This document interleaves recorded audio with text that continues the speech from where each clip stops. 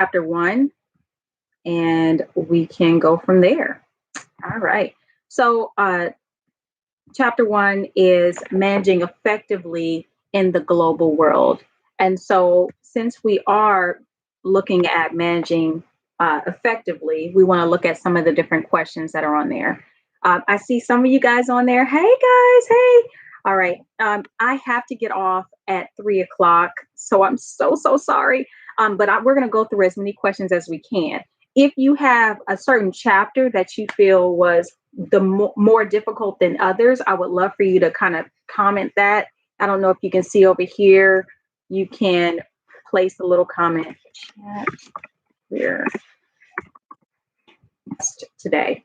So we're going to do everything that we can and try to get as much knocked out in the next 20 minutes. Something happened with the last live stream I was doing, and they removed my content. So today we're going to do as much as we can. And then if you're interested, I can actually live stream a little bit later on once we come back and everything is cleared up with my children and they have their medicine.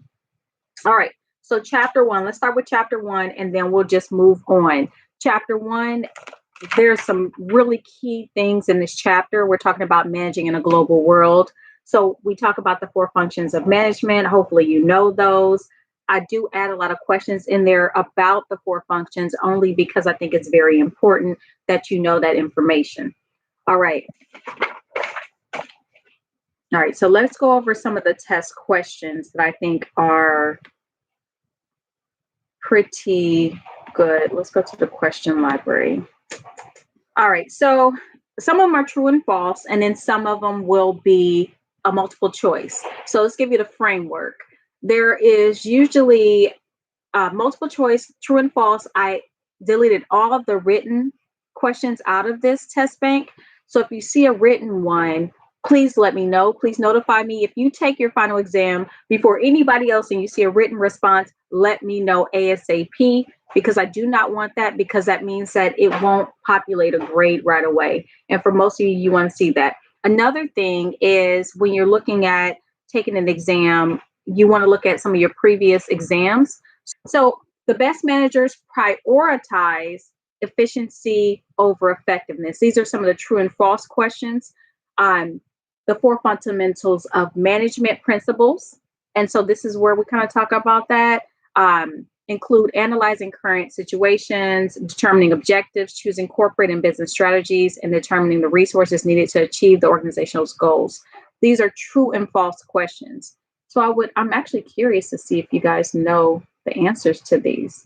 So if we look at the first one, do you think that the best managers prioritize efficiency over effectiveness? Let's see what you guys put. Yes or no? True or false? False. That's actually false. And the reason that it's false is because if you put efficiency over effectiveness, that means that you are not going to be as effective, meaning that you may be efficient, you may be busy being busy, but you want to not just be busy and not actually have the results that you want. So it's actually effectiveness that should be the priority. The best managers are effective. Being efficient sounds good, but if you're not effective, if you're not leaving a lasting impression, then you have actually done the opposite of what you want to do. Okay, good. I'm glad we talked about that. All right. Let's actually look at one more one here, and then I want to get to the multiple choice, because the true and false, I believe you have a 50-50 chance. Multiple choice, you have 1 out of 4, and sometimes 1 out of 5. The last one, the second question I asked was the 4 fundamental management principles include analyzing current situation, determining objectives, choosing corporate and business strategies, and determining the resources needed to achieve the organization's goals. So if you're looking at this, you're looking at what are the goals of an organization, and is this the framework? So whenever you're looking at a test question, you always want to look at, does everything apply, or does only a couple of things apply? So with this one, I'm just going to tell you right now that it's actually false. And the reason that we can look at this one and see that it's false is because um, the fundamentals of management, and we talk about this in our textbook when we talk about the four functions, is actually planning, organizing, leading, and controlling. And so that is the principles of everything: planning, organizing, leading, and controlling. And the names have shifted and changed over the years. But if you just know those are the four fundamentals, we can break that down into different categories, but we're always going to be looking at a manager planning, trying to figure out what things look like. And we do this in our regular lives too. We're going to organize and we're going to say, okay, I need to do X, Y, and Z. But then with that, I also need to organize that information to make sure that I have the right things in order. We're going to lead our group to make sure that they are accomplishing the goals that they set out to do, or whatever goals they are. And then you want to control that. And when we say that, that means that you have to make some changes, and you also have to control the process to make sure that you're meeting the deadlines that are set up. Okay. So planning, organizing, leading, and controlling. Hopefully we have that. I put a lot of those questions in there only because it's so important, and it's the framework. Blank is assembling and coordinating the human, financial, physical, informational, and other resources needed to achieve goals. And I wish I was sharing my screen with you right now. Blank is assembling and coordinating the human, financial, physical, informational, and blank resources needed to achieve goals. So this kind of talks about the controlling, the planning, the organizing, the leading, all of that. And so, and then the last one is quantifying. And those are your options. Whenever we probably what I need to do is break down what things look like. But if you can remember which sections do what and have that dog-eared when you're going through your review, you will actually have really good notes that you can take, and it'll break down the processes. So if you know that planning is the framework, then you know that the next step is organizing. Another word for organizing can be, the how you assemble things. And so it says is assembling and coordinating. And so that would be organizing. So that's your answer. All right. Let me know if that's making sense. Okay. I see some people on here. Hi guys. All right. Okay. Well, let's keep going. So I want to talk about, so chapter 1, the biggest piece that I'm going to have you to remember, even after this class is all said and done, is what's management? How do you plan, organize, lead, and control, which is your 4 functions of management, right? I also want to make sure that you understand, and that's a big part of management in the framework. But then the chapter goes on to talk about diversity and the needs that a manager may have. So I'm going to give you one more question from chapter 1 because we have a ton of chapters to go over. So let's see. Let's give you one more question. Let me give you 2. Okay, so this is another question. This one is blank are key management functions. Hopefully you know this: planning, organizing, leading, and controlling. And of course the services. So there's tangible and intangible ways in which we do things. Tangible means that you can touch, feel, taste, smell it. Intangible means that it's like, it's call center, it's Weight Watchers, it's insurance. All of those services are things that we use, but you actually don't have any physical that can actually produce that. And then your tangible would be the different things. And so this is just kind of giving you an idea of how you can manage and what that looks like. So one of the questions is blank is the introduction of new goods and services. And so with that, the options are collaboration, standardization, innovation, adaptation, and saturation. Collaboration, standardization, innovation, adaptation, and saturation. And so you need to know what these are so that you can know how to do the process of elimination. So this is of course, we're live right now, but this is going to be recorded where you can actually see it later. You want to be able to define these different concepts so that you can move on and actually know how to deduct whether or not you get this question or whether you get another question, that flows into this. All right.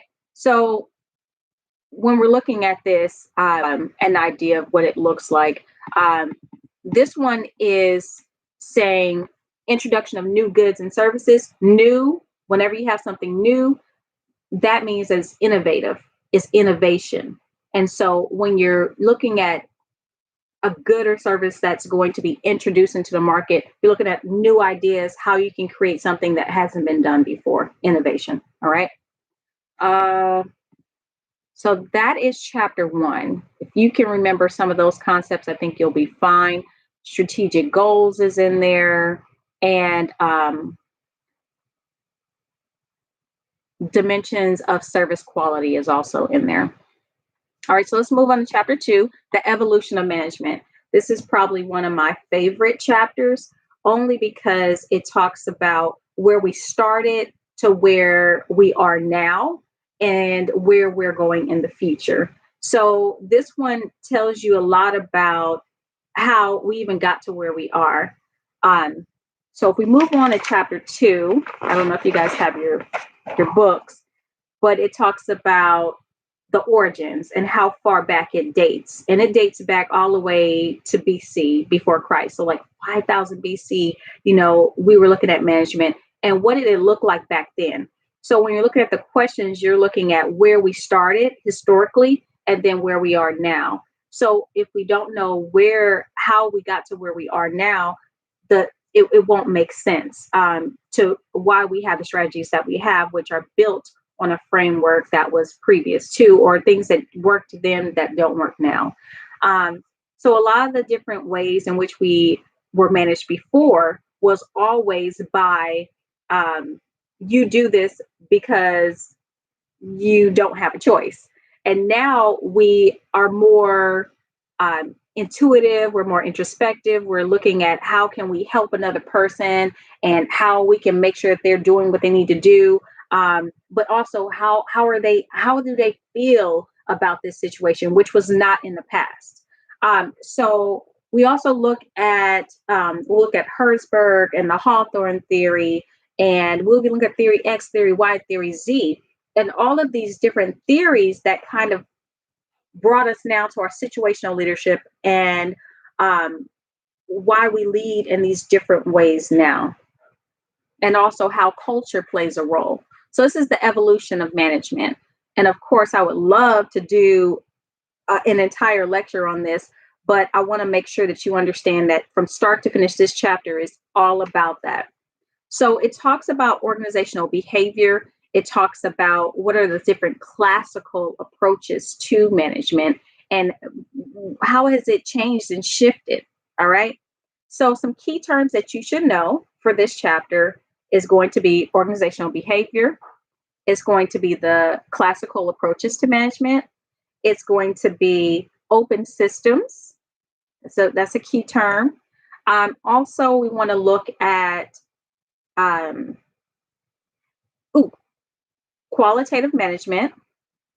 I've already talked about McGregor's theories, which is theory X, Y, and then they added in theory Z later on. And that's actually based on another country, but we are now incorporating that into our country. All right. So you want to look at that. And two other ones that I really want to make sure that I touch on, which is Peter Singh, and I'm hoping I'm saying his name right, Singh's contributions, and Jack Welch also. So I'm going to give you a couple questions that will help you. So this is a true or false. Which of the following is true of Peter Singh's contributions to management, thought, and practices?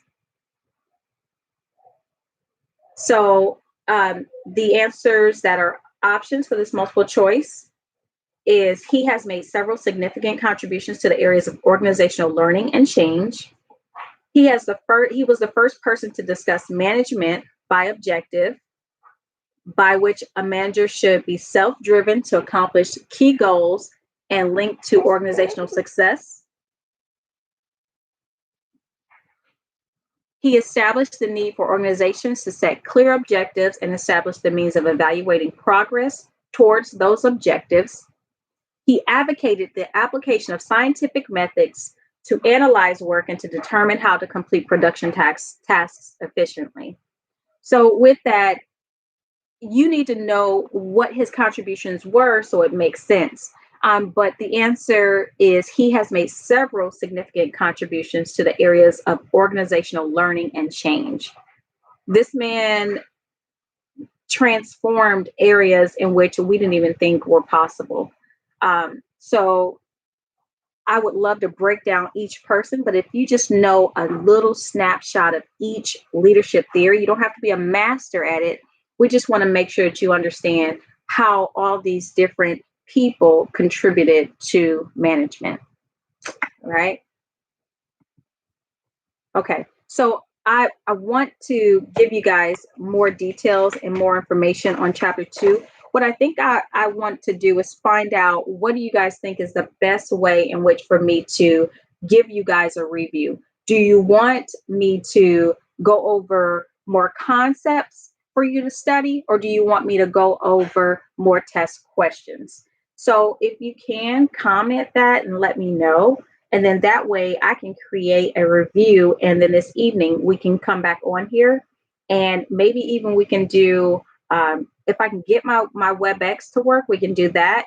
But if not, then we can do it here, and I can get my actual dry erase board up on the wall, or I can put up my chalkboard and I can actually write out some questions. All right. So it looks like one person commented and said test questions. They want to know those questions. And so we can do that and see how this can help you guys. So I do have to go now, but what I will do is I will actually compile 3 to 4 questions from each chapter, and I will fly through those, and that way at least you have a snapshot of some sample questions that can be on your exam. I hope this helps you guys. And then I'll try to make myself as accessible as I can to you. Message me, email me, call me. I am here. And if you have anything else that's going on that's plaguing you, let me know. Okay. All right. Take care, guys.